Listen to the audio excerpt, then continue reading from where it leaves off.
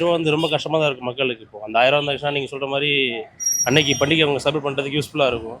But எதுவுமே தெரியலன்னா பாமர மக்களுக்கு ரொம்ப கஷ்டம் தான் அவங்களுக்குலாம். தரலையே அவனை போய் அடிச்சா வாங்க முடியும். அவன் கொள்ளை அடிக்கிறதே அடிச்சுட்டு இருக்கிறான். ஏன் மக்களுக்கு கொடுக்குறதையும் கொடுக்க மாட்டான்றான். என்ன செய்ய முடியும்? அதான் அவன் வாங்கி வீட்டுக்கு எடுத்து போயிடுறான். அப்புறம் நம்மளுக்கே வந்து தருவான். இது வரலையும் எவனும் கொடுக்காத இல்லை. எம்ஜிஆர் பீரியட்லேருந்து ஜெயலலிதா பீரியட்லேருந்து எல்லா இவன் கூட எடப்பாடி கூட வந்து கொடுத்தான். இவன் என்னமோ சொல்கிறான், வாயில் போட்டு தண்ணி ஊற்றிக்கின்னு இருக்கிறான். பத்தலான்றான். இந்த இலவசங்கிறத அவங்க ஒழிச்சாங்கனாக்கா நல்லாயிருக்கும். ஓட்டுக்கு இலவசமாக துட்டு தர்றாங்க, இலவசமாக 5000 ரூபா தரேங்கிறாங்க, 6000 ரூபா தரேங்கிறாங்க, எது எடுத்தாலும் இலவசங்கிறாங்க. நம்ம குழந்தைகளுக்கு ஒரு சர்டிஃபிகேட் வாங்கணும் பண்ணால் 10,000 கொடு 5,000 கொடுக்குறாங்க.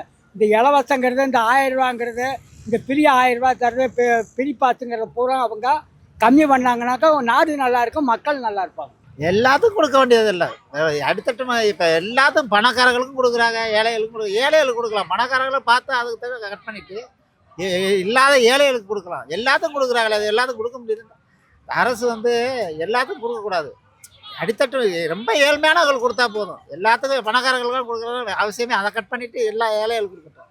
பேருக்கிட்ட நான் எழுதி கொடுத்தேன், ஐயா இந்த 1000 ரூபாய் வரணும்னு.